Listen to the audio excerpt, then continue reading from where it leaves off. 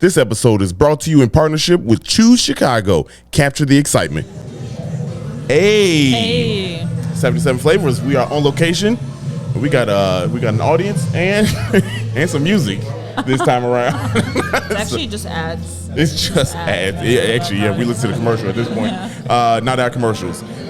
We have some fun facts. We do fun fact before we get started. Trivia. It's trivia before we get started here. Okay. And this one is related to the episode, just to see how loyal our listeners really are.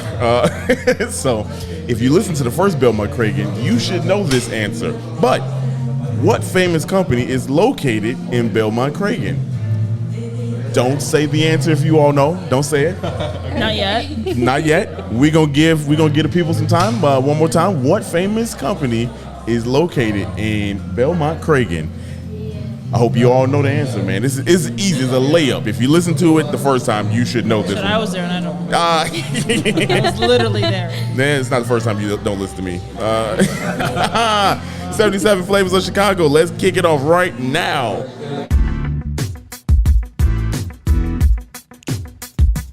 This is the podcast where we visit all 77 of Chicago's historic neighborhoods and discuss their heritage and taste the amazing food. And if you know anything about us, we love two things, food and Chicago, so I can't wait to burn this gas money. You ready? Let's get it. This is the 77 Flavors of Chicago, the podcast. Hey, 77 Flavors of Chicago. I'm literally looking at your notes and I can't even read the answer. Wow, first of all, that's a shot. That's No, I'm also not wearing my glasses. Okay, yeah, there you go. All right, taking these opening shots. We didn't even say our names. Dario. Sara. And we are joined by some of Belmont Cragin's finest, and they got dope stories. We're gonna get into that a little bit. But Jessica Fabian, welcome to the show. Feel official. How do you pronounce your name? Fabian. But you can also say Fabian if that makes sense. Is Fabian? Did I cut Fabian off? Dang. Go ahead. Hello? Yeah, there you go. Fabian, one more time for Fabian. Welcome to the show, y'all. Thanks for being on here. Thank you. Do y'all know the answer? I'm going to say radio flyer. Yeah. Hey! If you all said Radio Flyer, yes, you are correct. Radio Flyer is located here. It wasn't started here, but it is located here. Started in 1917 by Antonio Passin. Built small wooden wagons. Now they are metal.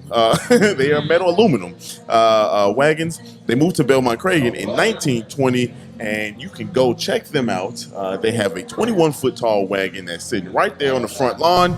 So anybody that listened to us the first time, there you go. There you go. Funny thing is, we didn't even go see it the first time. I've seen it before, but we didn't. It was cold. No, it was hot. No, it was cold. No, it was hot as hell. We took pictures in these shirts. Remember? It was cold. Oh, that's right. It was cold as hell. There was snow on the ground. We're goofy and took pictures. Yes. You're right. You are very right about that. I remember. Hey, we were looking for that's somewhere for for me to use the bathroom, yeah, that's and for it you. was ice everywhere. You got a good ass memory when you want to. Look at Wow. We're about to see them fight. This is every day. This is normal. Y'all, we are right now located in, pronounce this for me. What's the name of this restaurant? El Mirador. See, I didn't even want to try, y'all. Look, when I got people that's better than me, I just go ahead and let them do it. Yeah. But we are located right here. We have, like I said, we got Jessica and we got Fabian here, and they are representatives of Belmont Cragin. They work for a very nice organization. Why don't y'all go ahead and talk about it? Yeah, we work for the Northwest Side CDC, which was an organization that was formed back in 2019 as a sister organization of the Northwest Side Housing Center.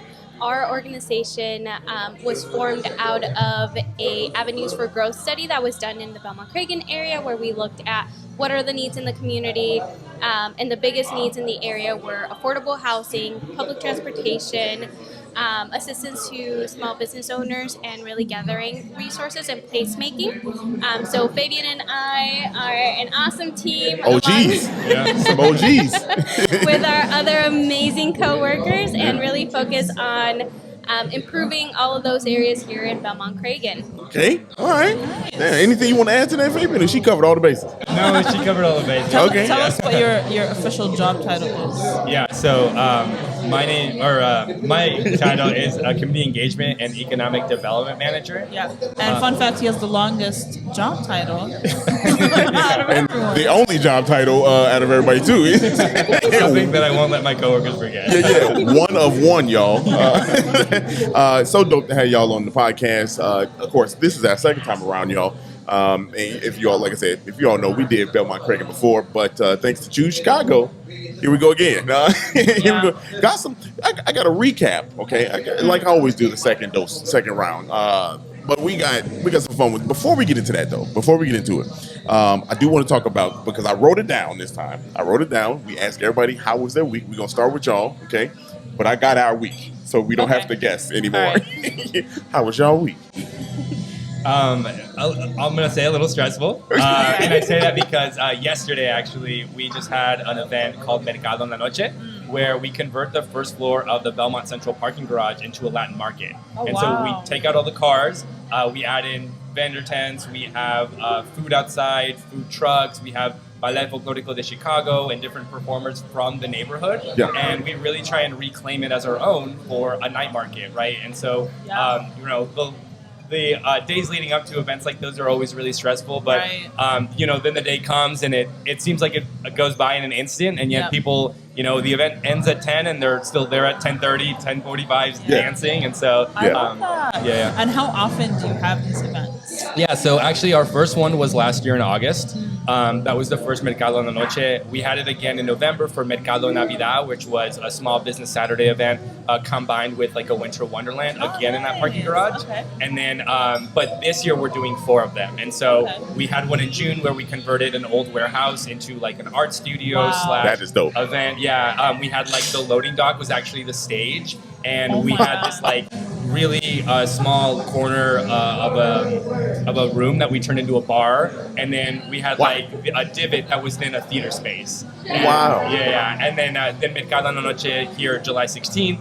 And then we do have 2 more. So September 17th, we have a Spanish music festival that we're having, or I guess I should say a Latin music festival, where we're going to celebrate Mexico and all the South and Central American countries that were liberated in that month. Okay. And then in November, we're again going to have Mercado Navidad.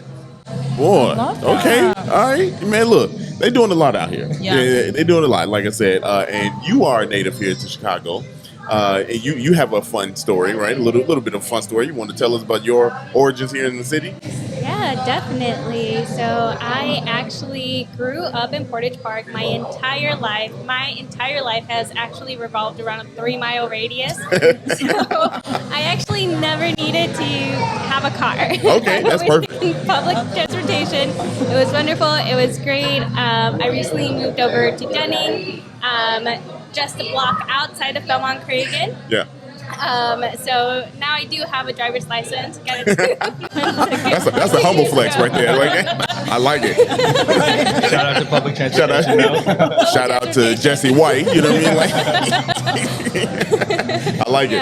I like it, man. And now, Fabian, y'all, I heard the story. Okay, all right, I heard the story before while we reading.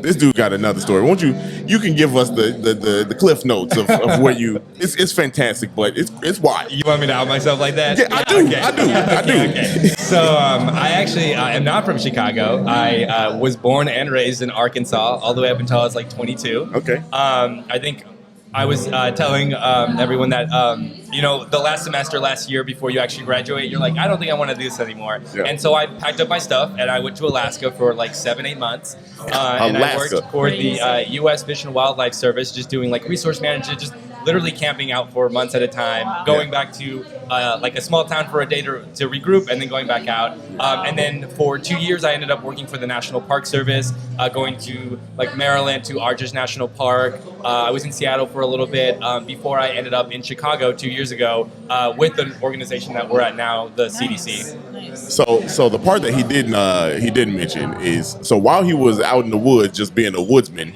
whatever you call it, he did not even know the pandemic was a thing. Like, it was him and like a few other people that were just out there and didn't even know that there was a pandemic happening. How? But He was literally in the middle of nowhere. I mean, you ain't had no radio or nothing like that. You was just So we were at a small town like Moab, Utah, where Arches National Park is. okay. Ain't never heard of that. Really? Okay. Come on, I'm in the South You're not Side. hanging out with enough hippies. Yeah, not hanging out with enough white people. That's what it is. Just call it what it is. When I was working for the Park Service there, we would go out and do hitches for a couple days at a time or weeks. And so in that time, we had kind of heard about something coming on. We left, and then by the time we came back, everything was in full-blown warranty. Wow. And so we quarantined together somewhat. It's a dope story and a wild story to me. Like that's just I told him I was like I used this joke already. It's recycled, but it's like he blipped in real life. Like Marvel blipped. He came back and was like everything is different. You know what I mean? Like so, really dope, man. Really dope to have y'all on and know who y'all are, man. It's been a pleasure breaking bread with y'all. But we got a show to do here. But I want to learn a little bit more about. We need to tell what we did. Oh, sure. Yeah, go ahead. Well, I want to ask them more questions. Go ahead. Keep on going. Okay, cool. So you said the organization started just a few years ago, right? Mm-hmm. So what are some of the things that you want to share? Like, what does your organization do if someone is listening from the neighborhood or if someone is not from the neighborhood? What are some things they can learn or participate in? Yeah, so majority of our services are for the Northwest Side, specifically Belmont Cragin. We really focus in this area. Again, anything that anyone needs from rental counseling, finding help like homes, business advising, business trainings, and then Fabian works on a lot of the, again, public transportation access, placemaking, all of that great stuff in the area. So it is very place focused. However, if there is someone from, let's say, Pilsen, or we've had people from Little Village who have come to us and they're like, hey, I want to open a business in Little Village. And I'm like, great, I can provide you support. I am here. We can provide you the business advising. As long as it's in my area of expertise, so Chicagoland area, when it comes to business licensing and permitting, if it is state-related regulations, I can help with that, and business plans, just because they're very universal. But if it's something that's very unique to this individual, so if they're in Wisconsin, again, I'm like, here's the resource. That's when you give them the Northwest Side CDC Yeah. Y'all go talk to them. Go talk to the Wisconsinites. Yeah, and then if they want to get involved, with my side of things, right? We would love volunteers. We do have special events that we're putting on and trying to go bigger and better every single time. Yep. That requires more hands on deck. But also, if you know of businesses, not only that want support, but that are wanting to grow, we do have our Mercado series where we convert underutilized or more unexpected places in the community into these pop-up markets. And so if they want to be involved that way, whether they're a food vendor or retail vendor, they make shoes, they make jewelry, they make clothes, then they can reach out to us and we can we don't want to turn anyone away. We do focus on Belmont Cragin, but we'll always give everyone a shot.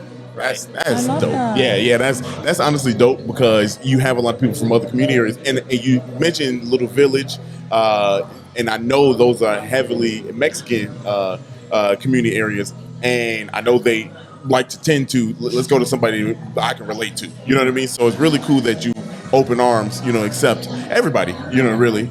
So I mean. It's dope what you're doing. I like that you were talking about you have the blue vest thing, blue shirt thing. Yeah, the corridor ambassador. Yeah. I want people to know about this because this is something that really is a community, community ran piece that y'all do, and it's really nice. I want y'all to talk about that. Yeah, absolutely. So the Corridor Ambassador program actually started June 1st. So it's a very new program funded by the city. Okay. And but it gave us funding to be able to hire on people to really just be ambassadors in their community. It's in the name, but they walk around.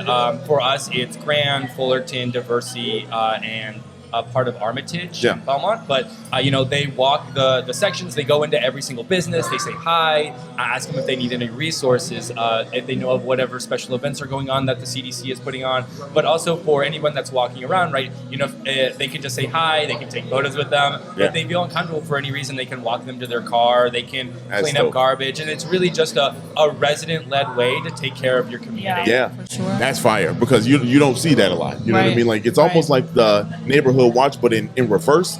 It's like a proactive neighbor. Yeah. You know what I mean? Like, Yeah. so instead of reactive, you know what I mean? Right. Like, you No, didn't- absolutely. Yeah, so I like that. You know what I mean? I like, and I thought when I heard that, I'm like, man, look, blue will look good on me. You know what I mean? Like, that would, you know, to be honest with you, I probably couldn't wear blue like that. Shout out to my Best Buy days. I couldn't do it. Yo, wait, you were with the Best Buy too? Yeah, man. Me too. Look at us. We brothers from another mother, man. I I worked tell there you. for I got 2 years, mobile department. Really? Yeah. Wow. I worked in the cell phone, not cell phone. I worked in the TV. TV Oh, and okay, computer. yeah. Yeah. I was a TV guy. All right. Yeah. I got somebody out there in Arkansas that was acting fool on in the family. What's going on? Hold on.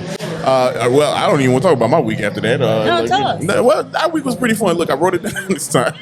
we went to Burger Fest. Y'all know we had to be there. We had to. We had I to mean, be where there. else were we going to be that? Your on favorite Friday? cuisine, right? Favorite Cuisine. that was a good comeback. I like that. That was a good one. Hey, look, if there's a Burger Fest in Chicago, I'm there. All right, let me tell you, I'm in there, and I was double fisting. I know y'all saw the little post on that on social media. Yes, I was double fisting hamburgers. One of them was a chorizo burger. It was, and it Ooh, was yeah. really good. Fire, like the grilled chorizo. Never. Have y'all ever had that? No. Fire. It's Like, funny you're asking the two vegetarians. Right. You know, hold on, y'all. Let me. I'm gonna do this for myself, man. I earned this one. Come on. What? I completely forgot that. What's going on? All right. Anyway, but then we went to Tacos y Tamales, Right, which the over in Taco Pilsen. Tamales. Yeah, that was okay. Let me tell you. So that fest is packed. it's so fun. It is packed. It's very fun, but the lines were astronomical. I feel like any festival that's going on in the city right now has astronomical lines That's because true. people are like excited to be outside. be outside, yeah. So everyone is going. Let me tell you, we stood in one line. We got the food, and we ordered all the tacos and everything from But there. we were there for like 3 hours. That's very true. That's 4 hours. Couldn't leave. Yeah. No. it was No, but like packed. there was two stages on either end. One was playing like music that people were dancing to. I guess House music. they played one played like salsa and Yeah. merengue and stuff like that. And then the other side was like house House music. Yeah. House music. Yeah. And then there was like under the viaduct there was art. It was like the art vendors. Yeah. It was really cool. Yeah, And it then- was fire. Yeah. It was. I mean, it's dope. I get my A lot hair cut of over food there, so vendors. like, I get my hair cut right there. So it was like crazy. I usually park on the street where they have the fest. Yeah. Yeah. So I mean, because it's like no parking. I like Pilsen a lot. Me too. Well, I'm always there. Like Yeah. that was probably like our third time covering Pilsen. Like, so maybe that's the first trilogy. Yeah. But Belmont Cragin is up there. This is number 2 for Belmont Cragin. But y'all ready? Y'all ready to get into it? Let's get to it. This is what we do. This is how we get ready. I know y'all listen to Emotionally. it. Emotionally. Yeah, I don't know, you probably heard it over the music that we actually have here, but if you didn't, y'all know what time it is. We are in Belmont Cragin again. Community area number, let me double check, 19. Yeah, community area number 19. The boundaries, Belmont Avenue to the north, to the south, Metro Railroad tracks, to the east, Railroad tracks at Canton. Again. They cover all the city, all right? And to the west, we got Nashville and then the Railroad track spur, what is the railroad track spur? What does that mean? Do y'all know what that means? I don't know either. Unfortunately, I don't. You know, we don't know. I don't know, but I'd imagine it like kind of splits or something, maybe. Maybe. Yeah, probably. Yeah. Yeah. Yeah, like a like a little thing. Yeah. Is it that Like thing a Because I think of spur, I think of a boot. You know That's what I mean? what- Like, yeah, that's what I was think. thinking. a boot? A boot. Yeah, you know, like the boot. Like you. Cowboy boots. Yeah. Are you not from Arkansas? I've never. What is that? Wait, Okay. what is that? The thing that I'm gonna butcher this, but it's like a spiked wheel. On Oh, the the back. wheel on the Yeah. thing that Yeah. flutters? Yes. Oh, cute. How'd you not know what a spur was? Because I don't think I've ever in my life owned a pair of cowboy boots. Me either, but I mean, I watch cartoons. Yeah, but I didn't know it was called the spur. I watched cartoons in Arabic. That's fact. If I didn't learn it in English, I guarantee you. What's a spur in Arabic or Spanish? Elmer Fudd didn't teach me that. Whatever. But anyway, the neighborhoods in Belmont Cragin is Cragin, Brickyard, Belmont Central, Hanson Park. There you go. And look, brief synopsis. You can go back and listen to part 1 for all the information because I went in great detail. But the name comes from Cragin Brothers and Company manufacturer who were hired here, who opened here in 1882. They made all sorts of metals, and they pretty much created, you know, like the buzz in the town. They put people to work. They brought a lot of people in, and that's why they kind of got the name named after him. But then, like we were talking, Belmont came in, and that's a different. they just combined it all, and now it's Belmont Cragin. The first business in the area, though, I don't know if anybody remembers this, but I doubt that you remember this. 1835 by George Merrill, who opened a saloon. Saloons back in the day, especially in 1830 in the 1830s, that was a big thing. You know what I mean? A lot of trails. You had to have a saloon somewhere, and a lot of the saloons were for, which we learned a couple episodes ago, for funerals too. They, you know, when people are on the trails and you're traveling that long distance, you need somewhere to take a load off. So that's where saloons were. You mean like bury the bodies? No, you bury them at the saloon. I don't know. You said funeral. Yeah. So the funeral processions, they would come from different. I guess let me clarify that, y'all. They weren't burying people at saloons. Okay, a lot of fights broke out. They did not die there. They're in there though. They got buried in respectfully. Okay, I mean I don't know actually. Maybe they didn't. That was the middle of 19th century. Right. Maybe they didn't. We digging out ourselves a hole here. All right, like we respect the dead. Some of them. Anyway, You're like, you acknowledge the hole and then you just kept. I definitely did. I saw the hole and I was like, you know what? Let's dig it deeper. We You're can like, do this is a bad idea. Anyway. It's like a stop sign. We roll and stop there. All right. Armitage and Grand is where the stop was, and this one in particular is called Whiskey Point. Yes. Yeah. Look. Hey, look. It's called Whiskey Point because of that very fact that I was talking about. That was a nice stop for a lot of people, especially when you're traveling. They would stop right there. It's a nice little outpost. You can chill, you can relax, and you can drink. So Whiskey Point was the name there. And like I said, Cragin brought a lot of business, housing too. We have a very famous Bungalow Bell. Yeah, Bungalow Bell. I talked about that the last episode. Which, fun fact, Chicago has 10 historic bungalow belts in the city, and one of them is right here in Belmont Cragin. I don't remember that. You don't? I tuned you out half that episode. Honestly, we've done so many that We it's impossible for me to retain all this information. So there's a lot of information. That's why I like giving, like with these episodes, like give like a brief synopsis. We've already talked about it. You can go back. It's a lot of great detail. I just want to give you some bits, but I got one new thing here that I want to talk about. I told you all, which is really dope. And if there's anything that you all want to say about Belmont Cragin that we should know more that you already have, jump right in and tell me, okay? But I thought this was really cool. Reese Park. Am I saying it right? Rice or Reese Park? Reese. Reese. I'm glad. Reese Park. Okay, let's talk about Reese Park. Because last time I talked about it, but I ain't talk about it, okay? And now I'm about to put some respect on Reese Park. It was developed by Jacob A. Reese, who was a photojournalist and a reformer. A what journalist? Photojournalist. Oh. The picture taker. That puts. Don't do me. I know what a photojournalist is. Okay, keep it moving. But he was a photojournalist and a reformer. He wrote an expose called "How the Other Half Lives." Now, the significance of this, right? How we get to Reese Park? Why is the park named after him? So he spoke about that because there's a lot of. He saw that there was, a better way of living there. Some people lived a certain way, and other people, poor people, lived a certain way. And to alleviate a lot of that stress, his thought process was, let's build some parks. Let's build a park, right?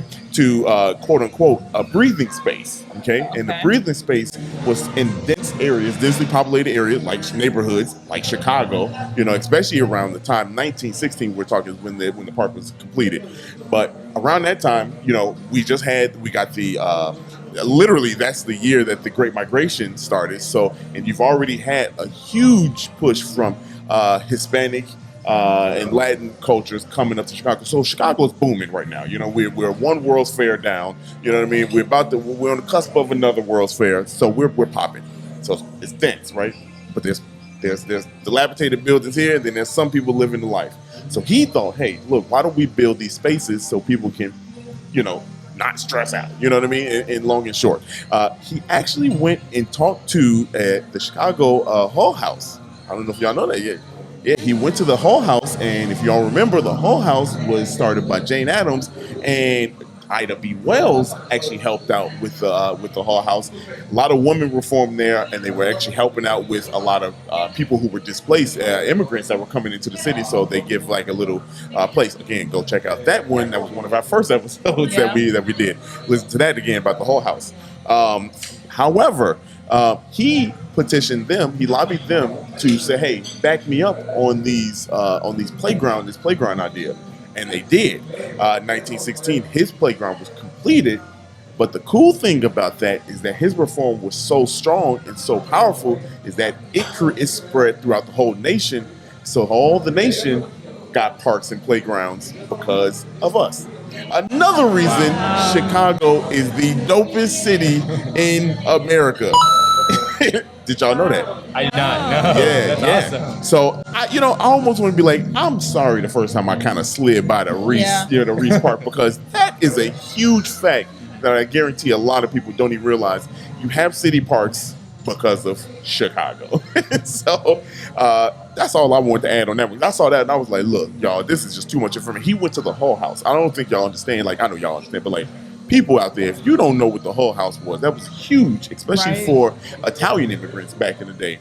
And then, and not just that, but Jane Addams, you give her credit, you know what I mean? Because she really was part of the women reform and like fight for women's rights before it was fashionable, and then other people at the same time, you know what I mean? Give people a place to go. And the fact that he walked up in there and say, hey, look, Jane, no. I'm sure he didn't say he didn't say that. But he probably went in there and was like, look, I'm a picture taker and I got an idea. You know what I mean? But for him to do that, I think was really cool. So rightfully so, he's got a park named after him. Now every time we go to that park, if you ever go to that park, you can say, hey, this changed America. Right. So this park right here changed America. That's all I got. Y'all got anything else y'all want to add about Belmont Cragin? Well, I'm really interested in talking about what the community is like now. Yeah. Because we always talk about the history, but I love when we have people from work in the community that can tell us what it is now. I will lob up for y'all because I'm gonna let y'all take it, but I'm gonna alley-oop you here. So back in the first episode, we did say it was primarily white, so Germans, Scandinavian, and a lot of Polish too, a lot of big Polish population. And then it changed. About 70% of the population was Hispanic. So now, and we were talking about this over lunch here, that this is one of the largest community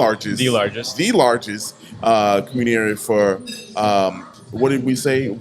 Hispanic, Latinas. Yes. Yeah. So we understand Little Village is the Mexican capital of the Midwest. But Hispanic, this one right here. And now go ahead. That's okay. I'm like, ready to get started. Yeah. So we are the largest Hispanic or Latina neighborhood in all of Chicago. But with that, it is a very diverse neighborhood. So we have a majority of or we have a large section of like Mexicans, Puerto Ricans, but we also do have a large enclave of Ecuadorians, of Guatemalans, Salvadorians, and Peruvians as well in Chicago. And so while technically we are predominantly Mexican, we don't ever really see it that way. We have other initiatives that maybe we could talk about later, but through the city that we've been able to do special events that actually help let other groups or cultures know of other cultures. And so through that, we have different events that are tied to like Ecuadorians or Guatemalans. And so we're creating special events around them so that they have an opportunity to actually, residents from the community can come, tell their stories, use interactive arts as a way to teach, the Mexicans or Puerto Ricans or visitors of any kind that come to Belmont Cragin to learn about,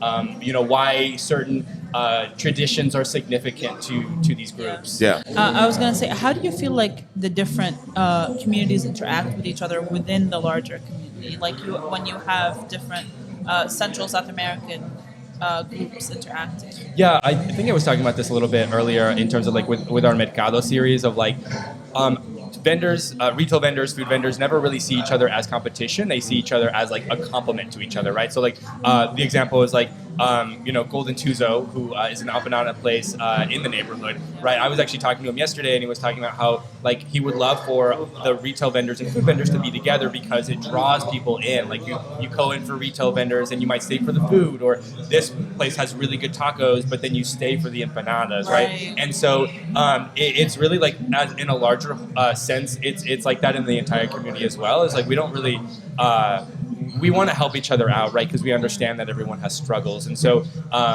where there are certain groups or organizations that might fail at serving certain populations, right? The residents go in and they're like, well, I have a resource that you need. Let me help you, and that just like is a snowball effect to where people just want to help each other out. Yeah. And it's kind of like what you were saying earlier. That's what you do, is you put people in a position to win and to succeed.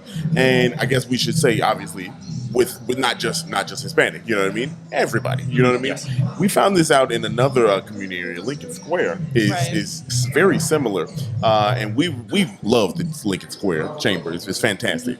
They are great people. I feel like they are genuine in their approach. Yeah. And talking to you all know, you know, what it is here, you know, and like you've said several times just as talking here, how you ambassador for everybody, you know what I mean? Like this is a everybody place. And honestly, you wouldn't have known that. And we talk about it. We're in a Salvadorian restaurant, you know what I mean? I would have never had Salvadorian food. And, you know, the fact that you all want to take pictures to make sure, that's right, we do have Salvadorian food here. We got this, you know, and like all these different cultures.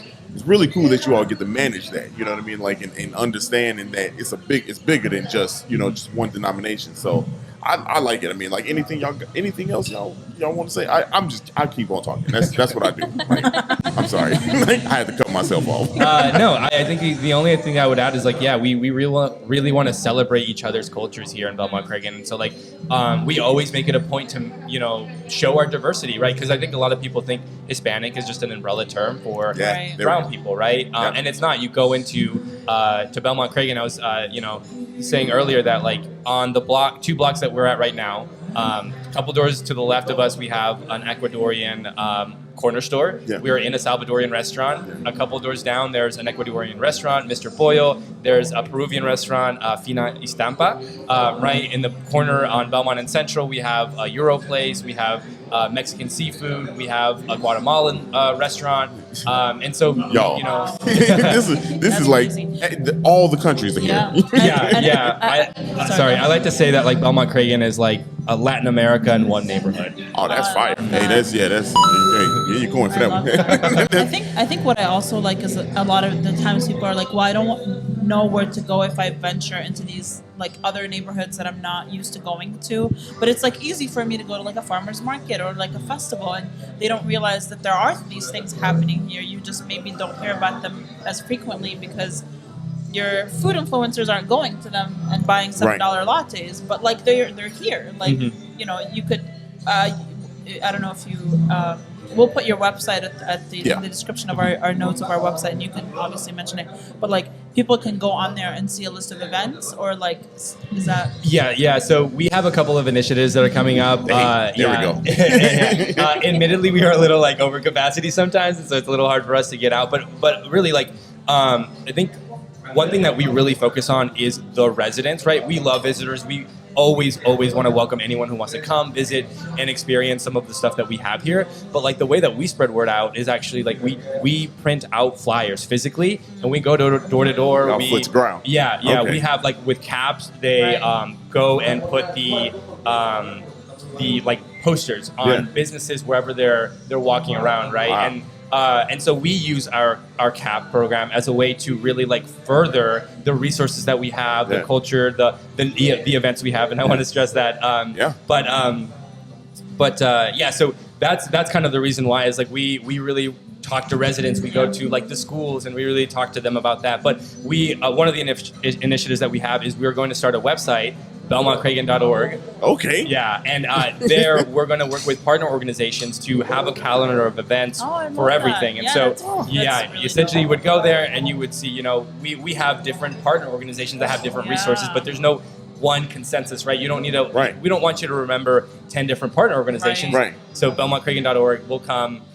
Look at y'all doing the Lord's work. Look at y'all just summing it up for everybody. Okay, all right. That's so cool. Organize my life. Like, go to BelmontCragin.org and find out when Dario is going to perform next, because it'll be there, because I'm not doing a good job on my website. We could live stream the podcast next time. That's the trilogy. Don't tell me that. Okay. Now we got y'all. They done set up the trilogy. Yeah, part of a live studio audience. That'd be fire. Y'all can live stream that for real?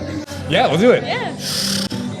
Yeah, I mean, So why are we you so looking at me like I'm gonna say we pulling up to events. All right, we pulling up to an event. We about to live stream. I definitely want to check out the September Mercado that you guys are gonna have. Y'all got the Dia de Muertos, right? I put you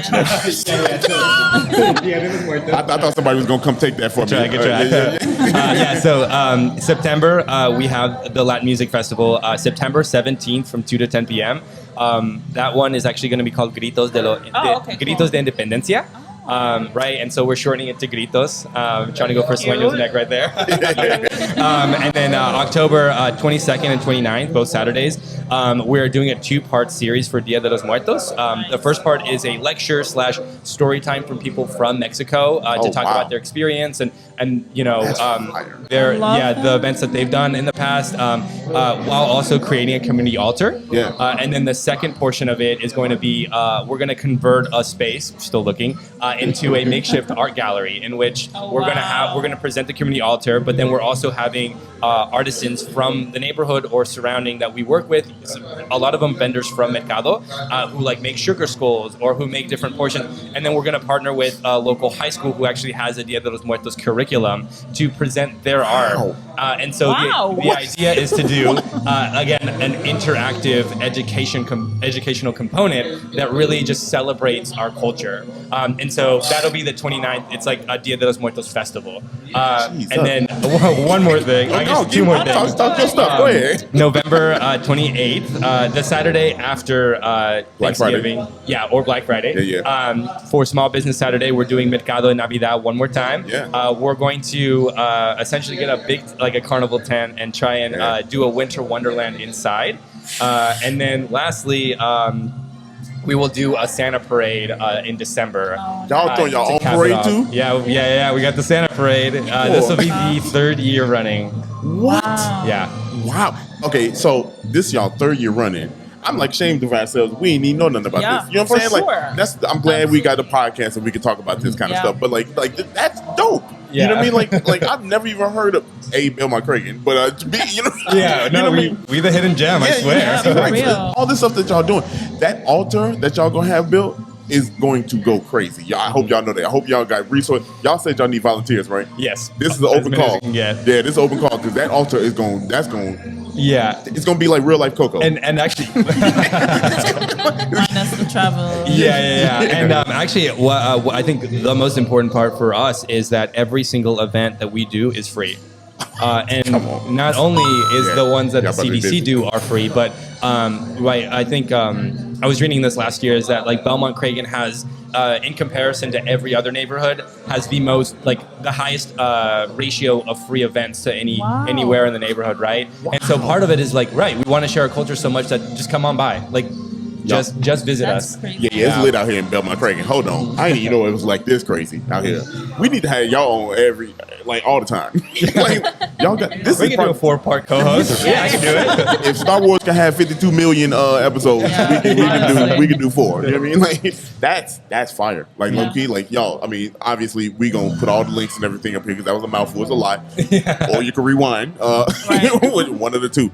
But y'all got to come up here to Belmont Cragin. This I didn't even know that. I didn't know all that stuff. I know that's a lot going on. Yeah, and I mean these are the big things that we're doing. I mean we're starting an incubator space that Jessica is the one spearheading. Okay, come on.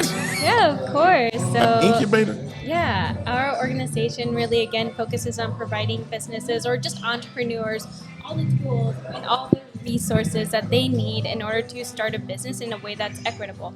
A lot of the times when people think about business owners, they think of this person who has all this money and are able to open and and go ahead and just start a business. But a lot of our business owners open their business because 1, they're really great at what they do, and 2, a lot of the time it's they lost their job and they just need to make money. So our organization is reaching out to these people, really again providing that educational component of things so that if they're investing $50,000 in opening a restaurant, the restaurant's not failing. Right. So again, we provide them the educational tools. Then after that, we really were thinking about how do we make it even easier and low risk for people to open a business. We thought of a shared model where business owners open up in a physical storefront. So they share a storefront with either another business. The new incubator space will have 5 businesses. Wow. So we're excited about that, but and they can learn like how to sell. So they're testing out their point of sale systems. They are learning how to use QuickBooks. We're providing them with the marketing resources. We're hiring photographers from the neighborhood to come out and take pictures. We're hiring a person who's a marketing professional to come out and help them create like their social media accounts and create videography for them. So again, having them take the training, they do a business pitch, so they share the business plan. So you put up to the whole I like it. But then they learn. You know what I mean? Like, so okay. Yeah, and then they're in the space for 12 months. We provide subsidized rent, so it's $0 for the first 3 months. So they don't pay anything. They're just getting their feet in the door. The next 3 months, it's about like 50% of what the rent is going to be, and then the last 6 months they pay the subsidized amount, which is still not the full amount of what it is for the entire space. The new space that we are going to be at will have 3 retail vendors. And then 2 food vendors, 1 coffee and then another like snack shop. Wow, that's dope. I want to go back to that shared space because the shared space is that you both businesses open up both of their business in one space, learn together, split the cost of that. I ain't never heard of that. Like maybe there's something out there I don't know, but that's fire because like both of y'all can go through the same stuff at the same time. You know what I mean? Like that's crazy. So how many people have signed up for it? Y'all got a lot of businesses going? Yeah, so right now we have 10 business owners that just finished the training and are going to go now through the business pitch competition. So right now we're doing all the business planning and they're coming to me for the financials, which is really fun. That's exciting. Yeah, the first week of August we're doing the business pitch competition, which will be composed of a local official, organization, and a past participant that just finished the program. And they'll be judging the businesses and then selecting who the winners are to be in the space. Wow. That's so dope. That's so dope because then it's almost like school. You all grow up together. You go and then you go to business together. So y'all bouncing off each other feet. You know, and I'm sure like now are the businesses going to be like complimentary of each other? Like obviously you ain't gonna have 2 coffee shops in the same. You know what I mean? Like you know what I mean? But like that's a pretty cool thing. You know that you teach y'all both gotta use the same systems. You know what I mean? Like or similar systems. So.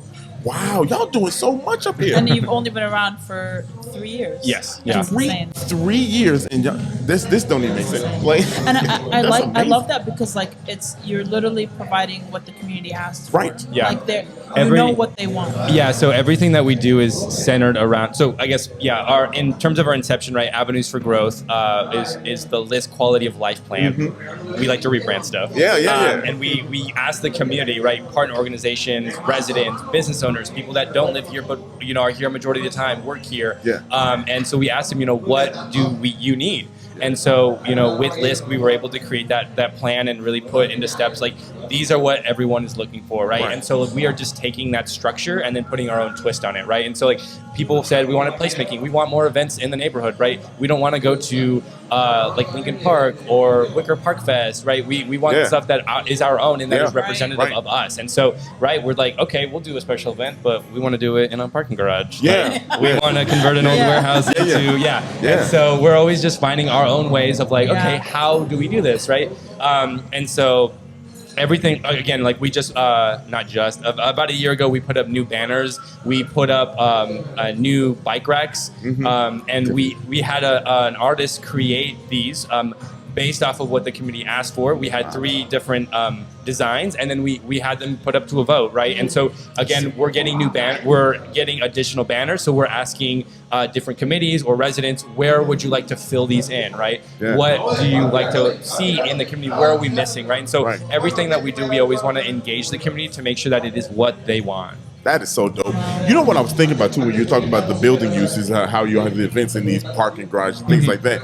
That's good use of Chicago space. You know what I mean? Like honestly, because like you see a lot of abandoned stuff, especially on the south and west side. And there was an article out, actually, over on the south side, where they are purposely using abandoned buildings, things like that.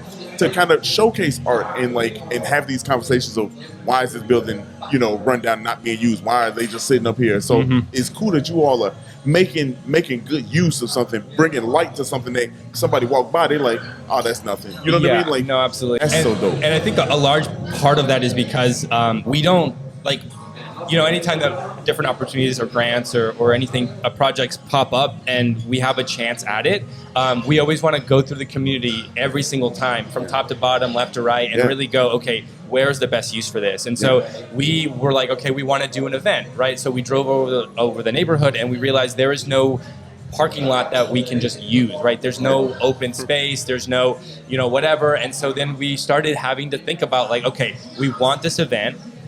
Let's use what we have, and that's pretty indicative of what our organization is like. Not only are we scrappy, as my executive director Jason likes to say, very scrappy. But we really do like to be efficient and effective with what we have. And so, unfortunately, Belmont Cragin doesn't have a lot of space again for parks, right? And so we started activating pocket parks or small areas in the neighborhood. So y'all on y'all Reese right now. Yeah, exactly. Yeah. Modern day Reese. When you were talking about that, I was like, oh my goodness, I should. So we couldn't create another Reese Park, but we can create maybe 5 or 6 small lot-sized parks, right, and activate those throughout the space. And actually, I think this is a good segue into La Placita. So we were given the grant of Chicago Al Fresco last year to find a place in the community where you could have outdoor dining that would serve multiple restaurants in the community. So again, me, Jason, and Jessica went top to bottom, left to right, like 3 times in like 3 weeks, and we were like, where is a place in the neighborhood that is dense enough that we could serve more than one restaurant, right? And we just couldn't find one that was both big enough but also safe enough. Like there were a couple places on Fullerton, but it is so dangerous on Fullerton that we just couldn't find a place. And then we found that spot on Grand and Fullerton in front of the Gordon Food Service is this little nub, and so we're like, okay, what if instead of creating an outdoor dining space that served existing restaurants, what if we created a park that is one that is that we would like in Belmont Cragin, right? Because we don't have as many green space compared to other neighborhoods. Right. That ratio is off a little bit, but also creating a safe environment for our culture, food vendors, to actually be able to serve food.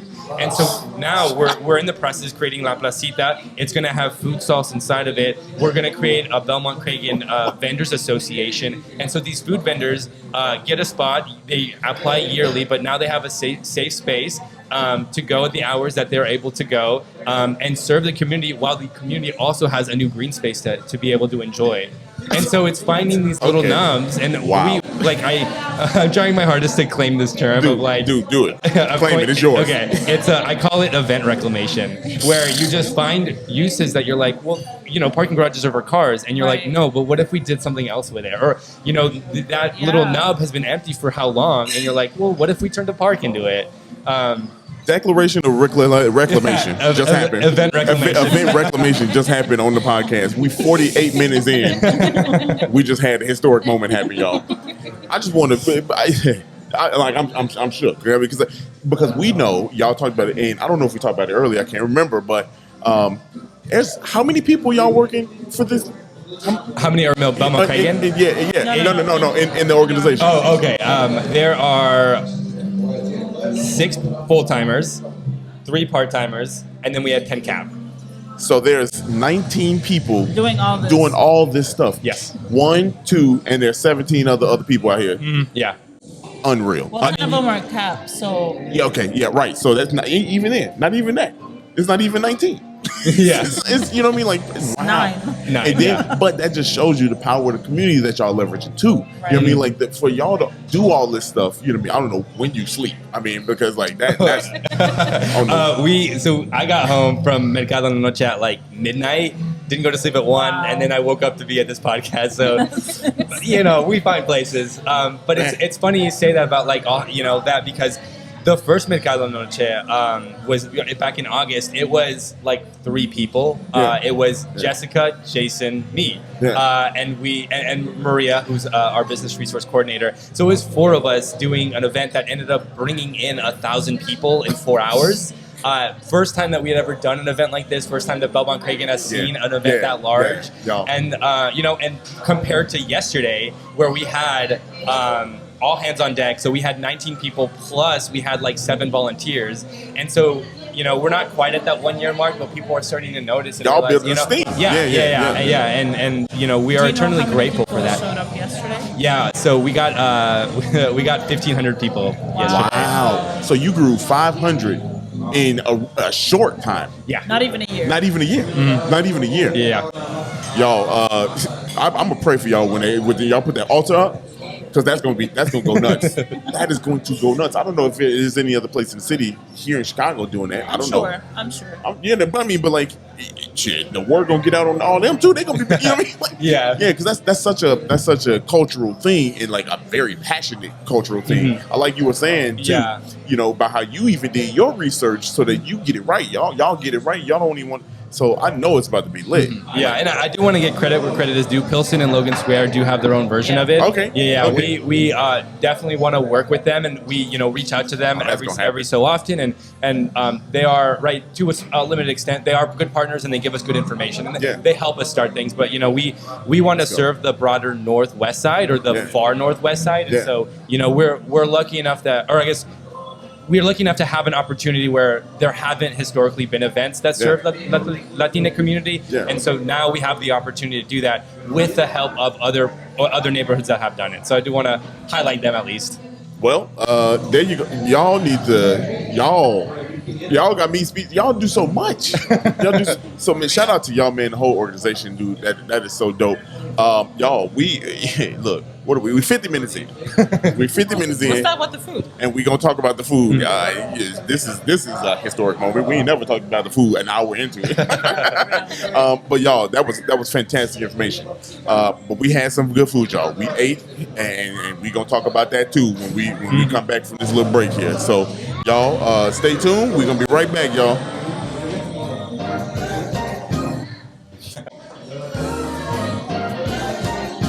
We are back with the food segment portion. Portion segment. Portion segment. And this is obviously brought to you in collaboration with Choose Chicago. That's all. Okay. I'm on. Sorry. We love y'all. Yeah. All right. So today we are at El Mirador. Yeah. Which is Salvadorian food. We have never done Salvadorian food on the podcast at all. So this is exciting. I want to say I've never felt more inclined to learn Spanish. Yeah. than this restaurant right here. Yeah. I was lost.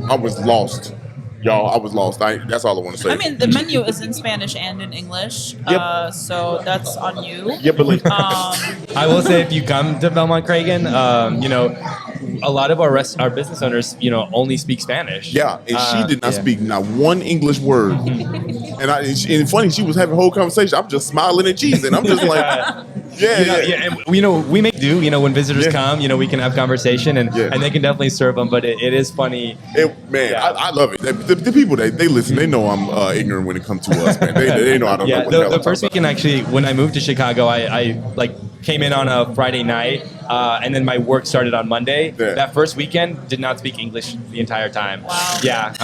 Man, I wish I had it, but I don't, and I know. You know what's funny? I failed. Ever since I moved back here, I don't use Spanish. When I worked in the warehousing, I used Spanish a lot more, but I obviously I understand everything, but I have lost the confidence of speaking. Yeah, 'cause you're When good there's at other, when if you guys are here, I won't speak in Spanish. But if it's just the two of us, Yeah, she got for it. sure. Yeah, You know? yeah. She got it. Yeah, but I mean, look, me, I don't have nothing. That's all I want to say. Food was good, but go ahead. Yeah, we can talk about the food. So you guys picked this place. Yeah. You want to tell us why you picked this place? I'm gonna pass it over to Jess. Yeah, and then you can talk about how you got connected to them too. Yeah, no. So the reason I chose El Mirador was really because they are a really community-focused business. They are always there to volunteer. They're letting us use their space for community events. So they're really, really active, always want to be part of everything that we're doing, and very, very supportive, which is what we really appreciate here in our community. And additionally, I think I shared this with you all, but I come from a Mexican background, so I've always only ate Mexican food and grew up around Mexican food. So I thought it would be a really fun twist taking us to a place that is Salvadorian. Since I know the first time I ever came here, it was the first time I ever ate Salvadorian. Yeah, me too.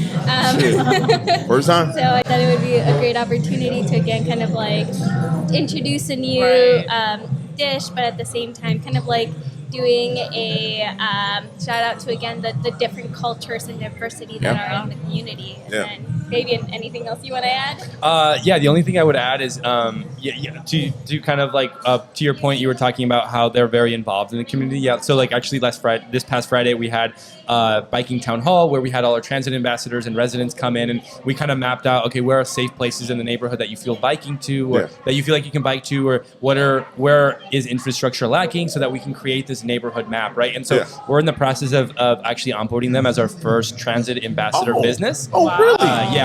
And so, not only does that allow us, again, using their space for certain town halls, like 1 hour every other week, but we're working with them to find a way that we can create like a discount program for bikers who wear their helmet, because we want to always promote safety, where they might get a certain discount, or they might get like an extra whatever to their order if they were to bring a helmet. And then through that we're lucky enough to give them a stipend for it, because we always want to take care of our business. We never want to expect anything for free from so y'all cover the back end of that. Boy, y'all engagement is off the charts. I never and like seen the ideas that you come up with are extremely interesting. Like it's just fire. I mean, like just crazy. I mean, all right, we talked about it already, but I'll be honest. I know Salvador is in South America. Where at in South America? I look, y'all. I know I ain't the only one. West. It's on the West Coast, right? Is it on the West Coast of South America? Why are you checking all of our knowledge? I just want to know. First of all, none of us geographers on this table. South America is sufficient. I don't know. Google it. Google where El Salvador is. I don't know what to tell you. Let's talk about this food. I'm sorry. Said, I don't want to feel like the only inadequate one at this table. All of you know where El Salvador is. But I promise, a lot of people didn't even. You have your iPad. Look it up. Okay, while you talk about the food, I look it up. Well, I ain't got no internet. Damn. Anyway, carry on. For talking shit. That's what happens. Instant karma. Yeah, get called out. You know? I did.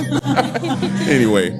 Okay, so the menu is it looks really large, but it's like a lot of the same item with different meats in it. And so the first portion we ordered from is the appetizers. Well, actually, I don't think we ordered from the. We got the fries. Yeah. Well, some of the portions, like the tamal, was part of your my combo meal.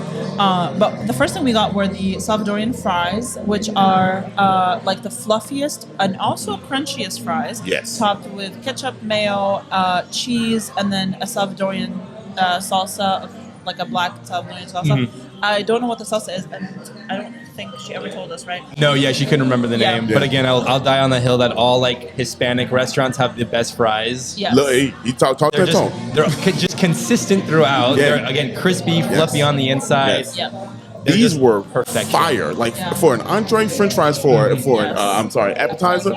That was fire. It's funny you say that, because I had the same experience with this Friday with my transit ambassador. Like, why are you getting French fries? I was like, no, just wait. And it came out, and they were like, you're right. I mean, like, you wouldn't think that, like, oh, let me just have some French fries to start me off. Yeah. Nah, man. Like, they were fire. And what's crazy is that, like, I always give Sara shit for eating. She know what I'm about to say, too. Eating mayonnaise just on French fries like that. Look, y'all. Listen. I eat these words just like I ate them damn fries. It was good, y'all. I can't even lie. By themselves, I don't know. I mean, you don't know because you've never tried. But here's the thing. Mayonnaise is vinegar, egg, and oil. And seasoning. So those things, but people need to stop hating on mayonnaise. I mean, because you eat aioli and that's the same shit, just fancy. But it ain't called aioli. You be like, give me the red sauce. No, it's called aioli. I don't say aioli. Like a garlic aioli. Give me that. People eat that. Give me that bread stuff. Wow. Okay. Mayonnaise is white in that. Look, come on, man. Nothing against white things. I mean, clarify. Just get clarify, y'all. It's just white sauce is different. Pause. Anyway. We also got the fried sweet plantains that come with beans and crema. Yeah, I was craving them. They were good. Did y'all have some? I had. Okay, they were good. I had the sweet taste of plantain like in my head already, so like they get extra points. They start off extra with me, but like you get a lot of them. I feel like in that portion. Yeah, you get a lot in that portion. They were very good. Yeah, they were and very it's like good. it was like $6 For that. Yeah. I mean, it was like I think it was like 2 full plantains almost. Yeah, think right. so, yeah. For $6. Wow, that's that's not a bad. lot. That's not bad. That's cheaper than buying a plantain at the grocery store. So. Yeah, for real. Damn. I mean, not that I shop at the grocery store like that. Not that you ever been. I was saying, yeah, it is cheaper than the grocery store. Okay. I couldn't even find them in the grocery store. For real. Are they next to the bananas? Yeah, probably. Near them, Yeah, I'm not far off. depending what grocery store you're at. Yeah, right. If we going to Whole Foods, no plantains there. Probably not. Sorry. Anyway, next we got Y'all all in the same hole I'm digging, all right? No, we're just watching you. We're just like looking down. I'm sweating and y'all up here like, nah, dog, you got it. You got it. You got it. next we got pupusas. What did you guys order? Because we got a bunch of different. We got like combo meals that come with like rice, beans, crema. Yeah. So the portion that I got actually is on the comida típica salvadoreña, just like the typical stuff. But it was 2 pupusas of beans and then rice and beans. So describe that to what that is to people, because just describe it to people so they know what does it, because it looked like a tortilla with the stuff in there.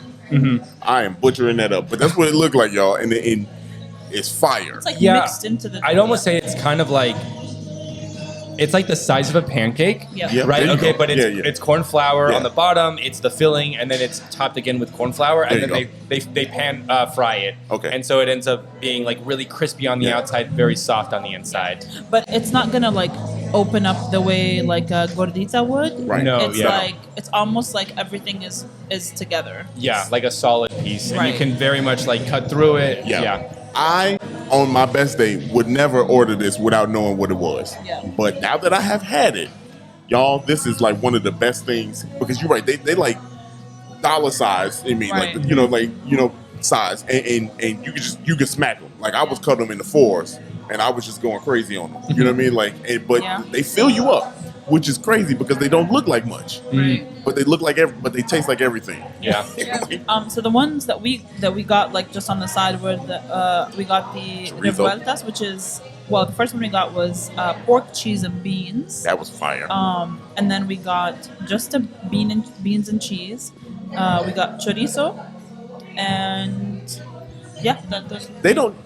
None of them taste like like what they are. Like the beans and the pork one didn't taste like that. Obviously, it was something different in there, but it tastes so good. You know what I mean? Like it just tastes good, y'all. Like I know y'all looking at the picture and like that thing is fire. That thing is fire, and that's Salvadorian, right?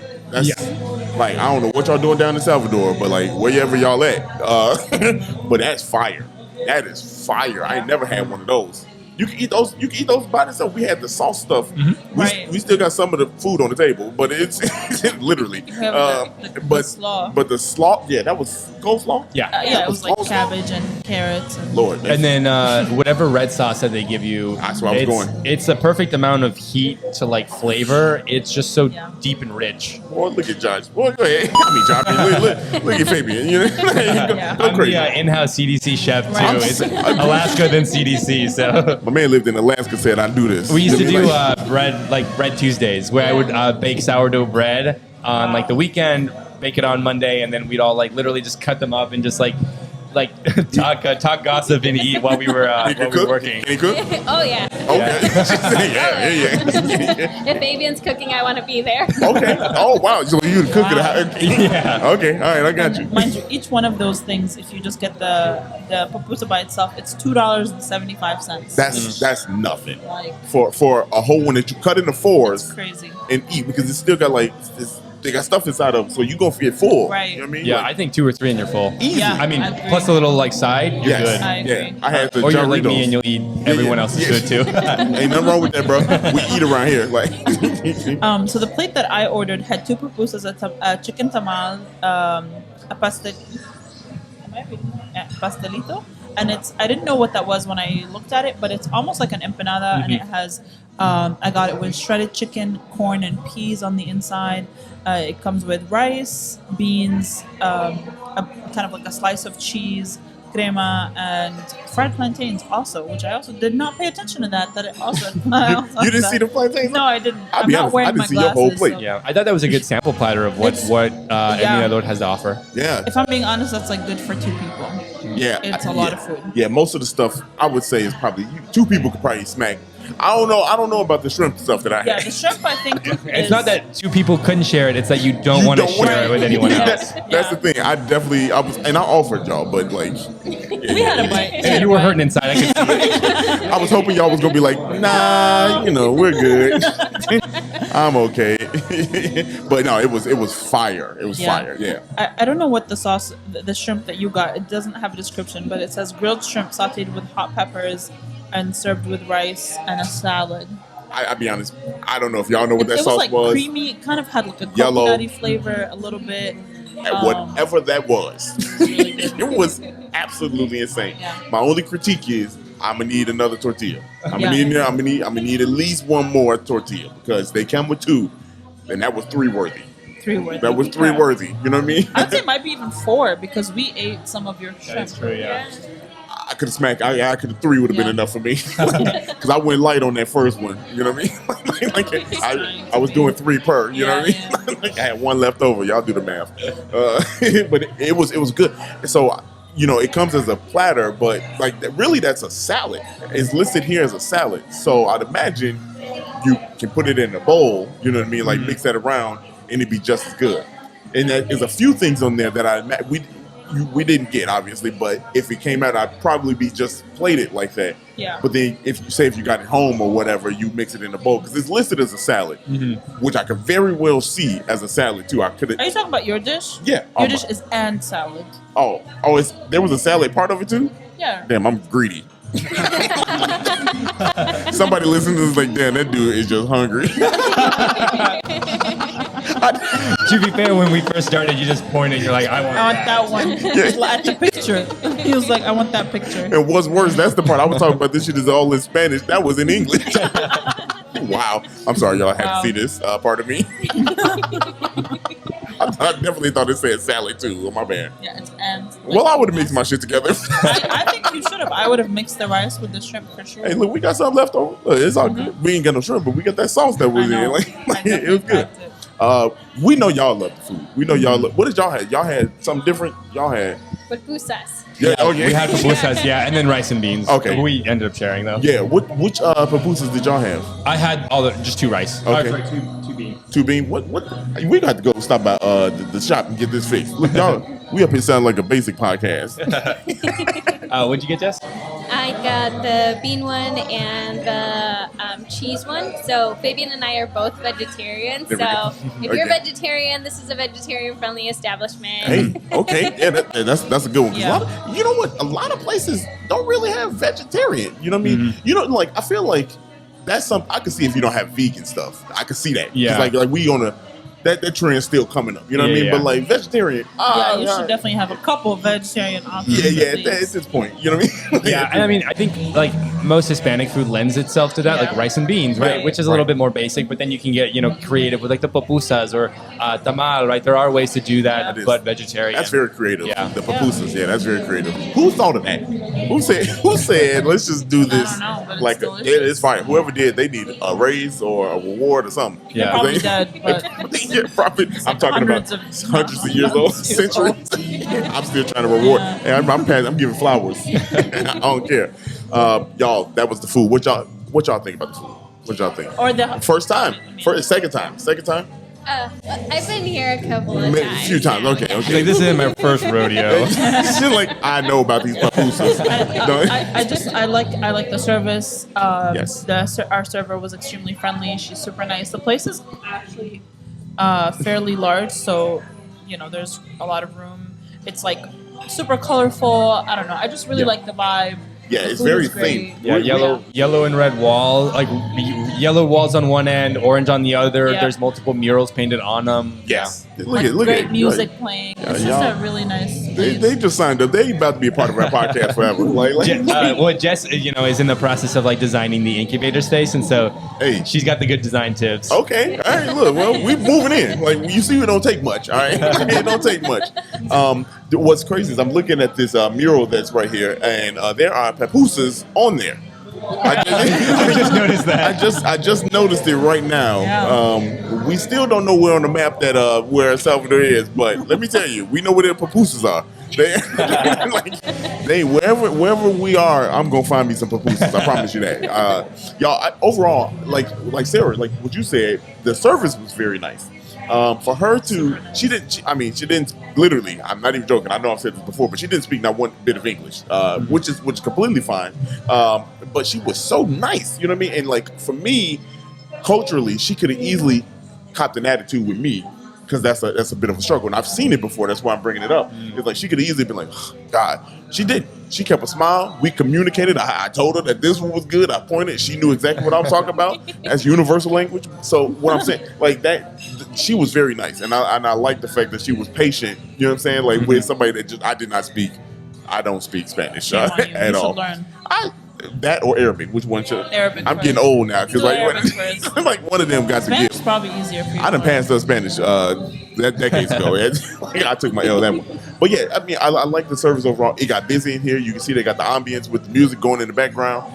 It was busy for a good little portion. Then it died down. Now I can't see too much. It's post lunch now, so Yeah, that was and it's Sunday too. You know what I mean? Like it's Sunday. So again, thank you for them having us in here for a little while now. You know what I mean? Like taking up space and just not even giving us a hard time about it. So we always appreciate restaurants, and I know especially what they do for the community here too. Mm-hmm. You know what I mean? Like they about to be the first of its kind. You know, for y'all too.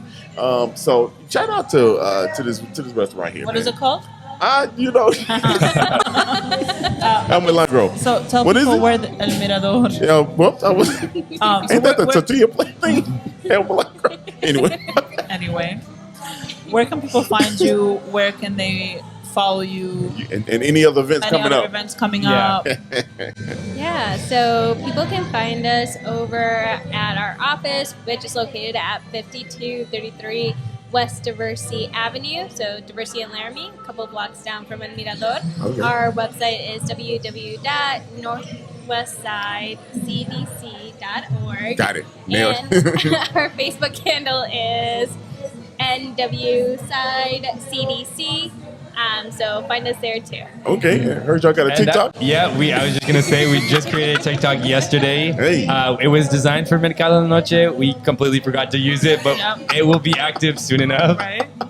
Hey, Any other events? Yeah, and then I'll highlight the event that is coming up is Los Gritos de Independencia, right? And so this is actually an event that is helped by the city through their neighborhood access program. And so last year they asked us for a proposal to create an interactive art event in the neighborhood, right? And so we were like, just one? just so, one. Yeah, It's yeah. like, So- you know we do this, right? Yeah. We're like, we could do more than that, right? Right. Which is what we always try and do. And so, like, when we did the We Will Chicago town hall, right, they asked, like, oh, you could do hybrid or you could do in person. And we're like, cool, we'll do both, and we're going to double your numbers, right? Because we care about community engagement that much, But neighborhood access program, they were like, create an interactive arts portion and just create an event. And we were like, okay, how about instead we do a whole year series of interactive arts that educate about different cultures, right? And so in March, we started, we called it the Speaker Truth Writing Workshop, where we had different, poets, rappers, just even interpretive dancers, a violinist came, and we just had them present our stuff, and we talked about storytelling, and then an open mic night. So that was a 2-part series. We had Dia del Niño that celebrated the Mexican date, but we had a mix of Guatemalan, of Mexican and of Ecuadorian candies and different games. Oh, wow. Next year we want to do the Ecuadorian date. this then we had what's coming up in September, Los Gritos de Independencia. So that is focused because it's in September. The idea is, right, how can we celebrate all of the cultures that got liberated in September? Central and South America and Mexico. And so the idea is to have a one band or rapper or performer or dance troupe or whatever, one artist from each of those countries that were liberated, and that is what our lineup is going to be. And we're trying our best to make sure that they're all from the neighborhood, right? So we're going to have a Mexican band, we're going to have a Honduran band, a Peruvian band, Ecuadorian, a Guatemalan, right? If we can fit a Colombian DJ, I don't believe that is in September. I think it's a couple days outside, but we want to. Yeah. We'll fit it in there. We want to include everybody, but the idea is to again celebrate all these cultures. Again, it's going to be free. That one is going to be the biggest one. We're going to try and close down Central. We're going to have the storefronts that are actually touching Central to come out and actually serve food. And we've been talking about it for about 2 weeks is when we started the official engagement with our businesses. And I mean, a lot of them were like, I can't believe something like this is happening in Belmont Cragin, right? I've lived here for how many years? I have my storefront, and the fact that you're coming and asking me to be part of this first time music festival, like absolutely I want to be part of it. So September 17th, Saturday, 2 to 10 p.m., plus maybe an after party as we clean up, because Latinos love to dance. Till like 2 in the morning. Yeah. Well, I don't know about 2 in the morning, but let's say we'll cap it at midnight. If anyone wants to hang afterwards, maybe we'll do something. So Gritos de Independencia, or Gritos for short. The Dia de los Muertos, again, October 22nd and 29. November 28th is Mercado en Navidad, which is most likely going to be on Fullerton and Grand, where La Placita is aimed to be. And then the Santa Parade is going to be sometime in the first 2 weeks of December. We just travel around Belmont Cragin, give out candy, and we typically do a toy drive as well. But again, we do limit that one to Belmont Cragin residents. But anyone can enjoy the parade. Hey, any way we can support, I mean, that kind of stuff, we definitely down, for real. Like, regardless of a podcast episode, we will work, off camera too. Yeah, absolutely. So, I mean, because what y'all doing is just absolutely just incredible. Mobile parade podcast? I'll be on look. You say you want to be involved. I promise you, we'll have a 10-page slide deck with different ideas by Monday for you. Bro, I am Jess ready. And I won't sleep. I am one of the hardest working people. Sarah is one of the hardest working people. You got two good ones right here. So, sorry, Jess, when is the incubator opening up? And, what other small business support do you have? Yeah, so the incubator is set to open, a soft opening the first week of September, with the official opening grand date being right before Gritos, so September 17th. Y'all about to be busy. Y'all about to be busy. You don't need to go have sleep that day. It's really funny. Like, one of us will be working on an event or an initiative, and then the other, typically, Jess and I are usually the instigators, and we're like, hey, I know you're really busy, but what if we did? And then it'll be some off the wall, like, what if we created a TikTok? What if we created like a Small Business Saturday commercial, which was like the death of me for like 2 weeks. And it's just like different things of just like, I know you are like, your event is in 2 days, but like I had this really cool idea. Let's just do it. Dude, y'all got some good personality too. I love it, man. Like you're just dope people, just y'all too. You know what I mean? Like from what we know, you know what I mean? Like, it just the ambition and the work that y'all doing here for Belmont Cragin, and all jokes aside, a lot of people didn't even know that Belmont Cragin was a community area in Chicago. And if you listen to this podcast, all this stuff that's going on here, man, and how supportive the community is, and how supportive you all are of the community, that I'm glad. I'm mad that we didn't do this the first time. I know. You know what I mean? Like, well, we got to do it this time. Yeah, we got to do it this time. Part 2 is lit. This is a dope part 2. I'll be honest with you. Usually part 2 ain't better than part 1. Y'all, you know how that go. Thank y'all for being a part of the podcast today, filling us in on everything you got going on. Any final words? Yeah, you should end it today. I should end it. Yeah. Y'all, if you made it this far, and that's not how you say it. Okay, I'm trying. Your own spin on it. Yeah, if y'all made it this far and you liked us, we love you. If you didn't, we don't love you. Okay, all right. There you go. Yep. We don't love you. We're not gonna wish no bad on you, but you don't. I hope you get what you deserve. Is all I'm gonna say. Okay. The queen has spoken, y'all. I didn't even give myself the damn the outro. I didn't even give myself the If you guys outro. like this episode, send it to someone There you it like. is. I tried. Share it with some people. Come out to Belmont Cragin, try some food from all over Central and South America. If you did not like this episode, I hope you got what you deserve. And we'll see you next time. Yep, that's why she closes the show out, y'all. Dario, Sara, Fabian, Jess, we out of here.